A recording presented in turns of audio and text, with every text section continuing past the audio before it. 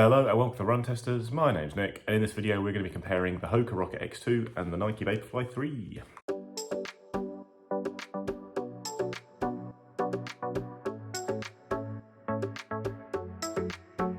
So the Rocket X2 and the Vaporfly 3 are two brand new carbon racing shoes for 2023. The Rocket X2 is a big leap forward from what we've seen from Hoka in the past, whereas the Vaporfly 3 more refines the formula of what Nike's done with its carbon shoes in the past. Got a similar price. The Nike is £235 in the UK and $250 in the US, whereas the Rocket X2 is £220 or $250 in the US. The Vaporfly 3 is the lighter shoe. It's 206 grams or 7.3 ounces in my UK 9, whereas the Hoka Rocket X2 is 225 grams or 7.9 ounces in the same size. The Rocket X2 has the lower drop at 5mm, whereas the Vaporfly's is 8mm, and the Rocket X2 is listed as having a lower stack as well. It's listed at 36mm at the heel and 31 at the forefoot. Vaporfly, Nike doesn't give the exact stats on the Vaporfly stack height, but it is bumping right up against the 40mm limit. On the design, you've got a Flyknit mesh upper on the Nike Vaporfly 3, which has got a very open design in the front, more open than on past versions. There's a little bit of structure and support around the heel, more than you get on the Hoka actually, with a thin strip of cushioning there to cradle your Achilles on the run. You've got a Zoom X midsole, which is a PEBA-based foam with a full-length scooped carbon plate running through it. You've also got these slight sidewalls in the midfoot here to try and add some stability, or the sidewalls on the Hoka are actually a little bit bigger. And then on the outsole, you've got Nike's usual layout with two strips of rubber at the back and quite good forefoot coverage, but this is a thinner outsole than on past Vaporfly shoes to try and squeeze in some more Zoom X foam into the midsole. Nike thinned out the outsole, and actually the patches at the back are a bit smaller as well. So coverage isn't brilliant. Durability has been a bit of a concern for us, but yeah, that's the outsole layout on the Vaporfly 3. With the Hoka Rocket X2, you've got a lightweight mesh upper that's a little bit more closed than the Vaporfly's one, but it still has breathed well for me on the run. There's not really much structure at all at the heel there, as you can see, and really quite minimal cushioning as well. The Vaporfly X midsole is a dual density midsole made from two PEBA foams with a slightly softer layer on the top. There are sidewalls that are quite big that your foot sits within to add some stability on the run, and then you've got a carbon plate running the full length of the midsole as you'd expect. Then the outsole has got a similar kind of layout to the Nike shoe with forefoot coverage and two strips at the back, but the rubber's a little bit harder, a bit thicker, and in general covers a little bit more area than on the Nike shoe, so should get a bit more durability out of the Hoka. So a quick word on fit then. I ran in a UK 8.5 in both these shoes, and I would recommend going true to size in both the shoes. There is one kind of caveat here, and that's that the Hoka Rocket X2, they come up quite kind of narrow across the kind of midfoot, around that kind of toe knuckle area, back of the toes. Can be a little bit pinchy, and ideally I'd want them to go kind of up a quarter of a size. I don't think I really want a half size, because I think that's going to maybe give sort of too much room, too much length in the toe. It just needs a little bit extra on the kind of that bit. So I think in terms of fit, if you are going to go for the Hoka Rocket X2, you're definitely going to want to try them on and have a think about that. It might depend on your foot shape. You might, if you've got narrow feet, you might get away with it. If you've got wide feet, your size might be a little bit restrictive. You might have to consider going half a size up. But overall, I think on balance, for me personally, I would go true to size in both these shoes. So the fit for me in these shoes is very comfortable in my UK size 8, which is my size. And I have had no issues at all. I think there's, I'd probably say that the Vaporfly's got a little bit more room in the forefoot than the Rocket X2. Not much, so I'd definitely stick to your size in these shoes. Fit. Both shoes have fit me pretty well in my normal UK size, which is UK 9, but it's important to say the Nike is my normal size across the board. It's an EU 44 and a US 10, whereas the Hoka comes up a little bit smaller in the EU and US sizes. So a UK 9 is an EU 43.5 and a US 9.5. So it definitely has a tighter, more cramped fit. I'm a little bit small and for my size, and I have quite a narrow foot, so I've been perfectly okay with it, but it's definitely something to look out for with the Hoka. If you're normally between sizes, it might be worth looking at getting a half size up to make sure you have enough room. Overall, I'd say the Nike has the roomier toe box, the more comfortable fit, but I have had no real problems with the Hoka. It's got a nice dialed in racing fit for me. The heel did rub a little bit on the Hoka in my early runs, but heel locking the shoe has solved that issue. So yeah, overall, I've been happy true to size in my normal UK size in both shoes, but that's probably because I've got, like I say, quite a narrow foot. With the Hoka, be a bit careful on the sizes, and it is a slightly more cramped fit all round.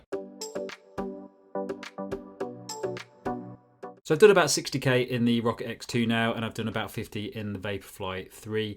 And I think they're both fantastic shoes. I really enjoyed running in both of these shoes. And to be honest, there's not much in it when it comes to the run for me. The only main thing I would say that I noticed about these two shoes is I think the Vaporfly 3 is a little bit more cushioned. It feels a little bit softer for me on the run. And I think there's a little bit more pickup when you're getting into the latter stages of a fast run or a race. I did a half marathon in the Vaporfly 3s a couple of weeks ago. And I really liked them for that. I was lagging quite a bit in the second half of the race, and I just felt that there's a little bit of extra cushioning in the Vaporfly 3s, and it just helped me a little bit towards that second half of the race. And yeah, they're really pretty much for me about the same as the Vaporfly 2. I don't think there's a lot in it. I know there's a tiny bit more cushioning in the Vaporfly 3 than the Vaporfly 2. It's not massively noticeable. I think the only time I've ever noticed it was when I was doing that race and I was getting into the latter stages, and I thought, well, there's a little bit more softness in these shoes, but it's only a touch different. But ultimately, it's just a fantastic race shoe. It's still one of the best race shoes out there. It's a lovely, versatile shoe to use, and I'd probably use it for all different distances, all the way up to marathon. It's just exactly what you expect from a Vaporfly shoe. Just probably for me, slightly more cushion. Not necessarily better, but slightly more cushion than the original Vaporfly 2. Now, the Rocket X2 is an interesting one because when I first used the Rocket X2, I just come back from Barcelona Marathon, and I felt that it was a little bit firmer than what I wanted from a race shoe for the first couple of runs. And I think that might have been largely to do with the fact that I just got back from Barcelona. Since then, I've worn to it quite a lot more. I still don't think it's as soft as the Vaporfly 3, but it's still a very similar shoe in how it delivers. I think there's a lovely bit of toe off in it. It's a very punchy shoe. It feels like you can really nippily pick up the pace in it, and it feels very light as well. It's definitely the fastest shoe Hoka has ever made for me, and it's definitely a shoe that I would pick up if I was doing a race. I'm actually going to be running Hackney Half Marathon in these next week, so we'll see how they do. I haven't used them for a race yet, apart from 5k race, but I'm really looking forward to trying these out at half marathon distance. I think they're a very punchy little poppy shoe. I think I would say the Vaporfly 3 is probably a little bit more. It's definitely not a cruiser shoe, a marathon cruiser shoe or a race cruiser shoe, but I think it just has a nice, fluid, comfortable action that really pops you forward nicely. I think the Rocket X2 is a little bit more aggressive than that, just a touch. But yeah, definitely, I'd probably say it's better suited to shorter distance racing as well, just because of that nippiness that it has. So I've been using these shoes quite a lot over the past couple of months. I've raced a couple of times in both shoes, including doing the London Marathon in the Nike Vaporfly 3. And overall, I'm a big fan of both of these shoes. They've got some similarities in that they're both quite lightweight carbon racing shoes that are really suitable for any distance. They've got that stability and nimble feel for short, fast races like 5Ks, whilst also having enough comfort there for longer runs. So the Hoka feels a little bit softer at slower paces, but they've probably got a similar firmness when you start to up the pace in the shoes, which is to say they're both quite soft shoes. The Vaporfly 3 is noticeably softer than previous versions of the shoe. So they do deliver a lot of squishy comfort, both of these shoes, but then they do also propel you on your way with the bounce in these Pima midsoles. Another thing I say with the Hoka is that over longer runs, I do feel that its foam bottoms out slightly for me compared to the Vaporfly. I think it's either a bit softer or just a lower stack or just the way it's set up. But yeah, by the end of longer runs, it feels slightly deader than it did at the start of those runs, whereas the Vaporfly don't get that problem at all. ZoomX foam is very resilient at the end of the London Marathon. You're still giving a lot of energy return, really delivering exactly what you want from the shoe, whereas, yeah, that'd be a little bit of concern I have with the Hoka. The ride's also slightly different because of the lower drop, and the Hoka doesn't really, although it has a bit of a rocker going on, it is noticeably a lower drop shoe than the Vaporfly. It has a slightly flatter feel as a result, and I feel like I get a bit more of a tip through and push through from the Nike, especially as a heel striker, get that little bit more of an aggressive roll through onto my toes and springing on my way. So when doing fast stuff in the shoes, I think the Vaporfly probably helps me hold on a little bit as I tire towards the end of those runs, and that's kind of at any distance, obviously in the marathon, but even I did a 4.8k race in the shoe and it did feel like it was still tipping me forward and rolling me on at the end of that short, aggressive race. Vaporfly I really feel is great for any distance. Love doing the marathon in it, love doing the shorter races in it and track reps. The Hoka I think suits me more as a short distance shoe. It's got really light feel. Even though the Vaporfly is a lighter shoe, I think they feel similarly light on the foot. I've really enjoyed using this for track reps and also for another relay in this shoe. That was a 7.2k relay leg and I really enjoyed it for that. It's got a slightly cruisy feel because of the low drop for me. It just kind of smoothly pushes through rather than having the big tip forward you get from the Vaporfly, but it still feels nice and aggressive. aggressive and fast, and you can certainly go all out on it. And I've been really impressed actually by the grip on this shoe. Like, I did a track session in this where I was running some short all-out sprints, I think like 200s and 300s, and it was completely drenched the track, like absolutely flooded. You know, I would normally be using spikes, but I was testing this shoe, and grip was fantastic. I was really impressed. Like, I was able to go out and sprint, you know, right up on my toes, really pushing hard over 200 meters, and had no concerns of grip on a completely flooded track. Vaporfly, I haven't actually had any problems with grip. Like, the London Marathon was very wet this year, and although I was avoiding manhole covers just out of just due care and attention, I didn't have any concerns with grip on the shoe during that race. So I think grip is okay, but the outsole is certainly a concern on the Vaporfly in terms of durability. You can see like quite a lot of wear at the back of the shoe there. Now, I sometimes get this on my left foot in particular. This is the left shoe. As a heel striker, I heel strike a bit more on my left side, but I've never seen wear like this after 100K, even in other Vaporfly shoes, and I've got nothing like that going on with the Hoka. I think it's going to be a slightly more durable shoe. You see those rubber patches at the back cover a bit more area and extend a bit further back. So we've mentioned it in all our Vaporfly 3 coverage. It is a concern here, the durability. It feels like a shoe you're going to be saving for race day and the odd key session. Hoka feels a little bit more resilient, except I'm a little bit more concerned about the midsole in this shoe and how it's going to hold up over time. Just judging by the way, when I've used it a couple of days in a row, I do feel it's compressed and lost a little bit of its bounce, and I worry that might be the case longer term. Just compress a bit quicker than some of the other foams, including Zoom X. So then when it comes to the run test, I have done all sorts in both of these shoes, pretty much the same kind of stuff. I've done everything from short, fast interval sessions. I've done all out miles. I've done a couple of sort of faster 10Ks at kind of near kind of marathon pace. I've done marathon tests in the Vaporfly Next Percent 2. I have done a half marathon test in the Hoka Rocket X2, though I also tacked on a 7-mile warm-up run to that half marathon test. So I ended up doing 20 miles in those, and that was a pretty close indication of what those shoes will feel like when you're on tired legs, with a 7 miles slow and then 13 miles at half marathon pace. So I've done pretty much similar tests, all of it pretty much on compacted gravel paths or roads and tarmac, the stuff that they were built for. I've also just done a side-by-side mile with a Hoka Rocket X2 on the right foot, the Vaporfly Next Percent 3 on the left foot, and it's thrown up some interesting points. The first thing I'm going to say very, very quickly is just about the fit. Vaporfly Next Percent 3, much roomier. I don't believe they hold quite as securely. Hoka Rocket X2, very, very hugging, very kind of race fit, very dialed in, and I think they hold more securely than the Next Percent 3. Although, as I said before, they might be a bit tight for some people. They might find that a little bit restrictive, particularly over longer distances when you get deep into the marathons. There was a little bit of pinching when I did that 20-mile run. The Vaporfly Next Percent 3, very, very roomy, lots of wiggle room in the toe box. And this will come down to how you prefer your shoes. If you like them dialed in, go Rocket X2. If you like them nice and loose and roomy, then the Vaporfly Next Percent 3 are going to be more for you. Now, one of the things I think from all the run testing I've done and having them both on the foot like that is just basically how much Hoka has closed the gap in terms of the ride and the punchiness and the propulsion, the energy and the race feel, and just how good they are with the Rocket X2 versus the Vaporfly Next Percent 3. If you'd have taken the Vaporfly Next Percent 2, I think the Next Percent 2 is still a better shoe, arguably, than either of these two that I've got on my feet now. But when you're looking at the two comparatively here, those changes that Nike has made to the Vaporfly Next Percent 3, I think they've seeded some of the kind of the all-out kind of raciness of the shoe. And Hoka with the Rocket X2 have caught up. You know, they've got a really nice energy underfoot. One of the differences for me is that the Next Percent 3, the Zoom X foam, it collapses a little bit more, and you're kind of waiting for it to kind of rebound back, and it doesn't quite come as much. It feels sort of softer and a little bit squishier, and for that I think it's lost a bit of the stiffness and that overall kind of propulsion. It's lost a bit of the race feel that made you feel like you wanted to get up onto your forefoot and really run. It's definitely more protective as a result. You know, you're getting more cushioning, particularly when your form goes ragged and you may be rocking back. But if you're looking for something that's going to drive you and make you feel that all-out kind of raciness, I think it's lost a lot of that. The interesting thing is that the Rocket X2 has a lot of that going in its favour. It now has plenty of that, and I'd argue that the slightly kind of firmer foam on the Rocket X2 actually makes it doesn't kind of take quite so long to sink down. It kind of engages a bit quicker and it pushes you through into that rocker motion. I find the sort of toe spring a little bit better, and it gets me clipping along almost much quicker through each stride than I find with the Vaporfly Next Percent 3. With the Next Percent 2, that wasn't the case. You were kind of had to be up on your toes with the Next Percent 2, and you just had to move quickly through with high cadence, and you were kind of fast stepping, and it made you feel racy.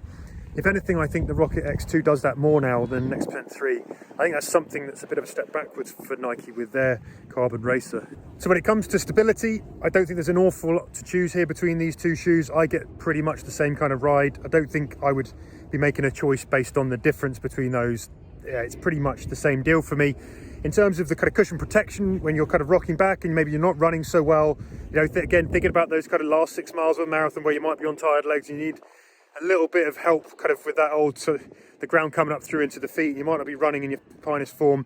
Again, I think these both do a brilliant job of offering good cushioning at that point. And, you know, if you're looking for a shoe for that kind of thing, give you a little bit of extra later into longer runs where things might not be great, then both these shoes have got that. Again, I wouldn't draw a distinction between them as a result. Quick word on durability as well. One thing I've noticed, the mesh uppers on the X% 3, they've got like these quite big holes. They almost look like kind of crocheted. They're not, but that's how they look. And I've already noticed that because there's quite a lot of wiggle room and my toes move around in these shoes quite a lot, the toes across the top of the toe box, they look like they're starting to stretch already. And I'm a little bit worried about how durable they might be over the real kind of long mileage. None of that with the Hoka Rocket X2. The uppers, you know, there's a decent amount of structure to them. They're not going anywhere. And I have a question mark really over the durability. For me, I feel like the Hoka Rocket X2 are going to shade it and be marginally more durable than X% 3. So my verdict on these two shoes is a really difficult one. I'm still going to go for the Vaporfly 3 over the Rocket X2 just because I think there's a little bit more comfort in it. I think there's a little bit more efficiency when you're racing, especially longer distances. And it's still just a fantastic shoe. It's a brilliant all-rounder and it can do anything. Rocket X2 is a fantastic shoe. Hoka's done a great job bringing this out. It's definitely the best race shoe that they've got. And is really up there with the top tier carbon plate shoes now. What I would just say about it is that from the runs that I've done in it, I don't think I'd want to use it for a long distance race. I am doing Hackney Half Marathon in it, so that might change. But what I found of it is when I've got to about 15k, I've just wanted a little bit more cushioning in it, a little bit more of a smooth motion to it. I think it's a little bit poppier than that. And I definitely think for me, it veers more towards the shorter distances as opposed to the longer ones. But as I say, that might change after Hackney Half Marathon. But for now, I think it's really a short, fast, poppy race shoe that really comes into its own over like 5 to 10k distance. The verdict is that these are both really good shoes, but I think all round I prefer the Vaporfly for any distance, really. I think the only concern I have with it compared to the Hoka is durability, and when you're looking at a racing shoe, probably wouldn't be forefront in your considerations. You just want a shoe that's really going to smash out the races. Like, obviously durability is great, but if it can get you through a whole year of racing and you're saving it for that, then that Vaporfly will probably have done its job, and I think you get a slightly higher level of performance from the shoe. If you're looking for a carbon racer you're going to use a lot in training as well, then the durability is more of an issue, and the Hoka might have a little bit of an edge on that regard, but do have those slight concerns about the midsole flattening out a little bit compared to the Peba foam in the Nike. If you do prefer lower drop shoes, this is a genuine low drop option in the carbon super shoe world. I think there's been some others that have had similar drops listed, but they have had really aggressive rockers and have felt actually more like an 8mm drop to me. Something like the New Balance SC Elite V3 was a 4mm drop, but felt higher to me, whereas this feels like a flat, low drop shoe with just a completely different feel to old school racing flats because of the bouncy midsole foam you've got here in the plate. If you are someone who does love low drop shoes, this will offer an option in that front, whereas I prefer the slightly higher drop, the more tip forward feel of the Vaporfly for myself as a shuffly heel striker. It just suits me a little bit better. The verdict time, and this is a difficult one, and that's the really interesting point. I think what Nike has done for the X% 3, for me personally, has made it much more difficult to choose between them and some of the other carbon racers that we've got. I think the gap has closed, and I think the others have caught up in a major way here. Now, price has got to come into this for sure, and in the States, you're going to be paying the same price for these shoes. In the UK, though, the Vaporfly X% is more expensive. And for me, because of that, I think the Hoka Rocket X2 just shades it marginally. Now, my reason for that, I don't think there's a huge amount to choose between the comfort of the two shoes. I think they've both got really strong points. They've both got a couple of negatives. The Hoka is a little bit tight. I think the Vaporfly X% 3 is a little bit loose. Even those things out, I think the comfort overall is pretty much on a par here. I think the protection, the cushioning is on a par. I think in terms of the stability, I'm getting the kind of same kind of ride. So what the main difference for me here is I'm going on how racy these kind of feel underfoot in terms of that ride. And I actually think that slightly firmer, slightly stiffer, slightly springier midfoot cushioning on the Hoka Rocket X2 and the kind of the way that I feel that the rocker works and I get more spring as I come off with each kind of toe off, I just think gives the Rocket X2 the edge. I think right now, for me, this is a better race shoe than the Vaporfly Next% 3. And I'd say definitely over a half marathon distance. It's probably closer over a marathon distance maybe. But I think the Hoka Rocket X2, based on price, just edge it for me. I think that the Vaporfly Next% 3 have just ceded some ground. They've just taken away that kind of all-out kind of raciness that I really liked about the Vaporfly Next% 2. They're not as stiff. They're not as kind of propulsive as a result. They're not as firm. I just don't feel like I'm getting as much in terms of that all-out kind of driving kind of race feel from them. So yeah, it's an interesting one. I didn't think I would call it this way, but for me, if I'm spending my money on them, I'm going to be buying the Hoka Rocket X2.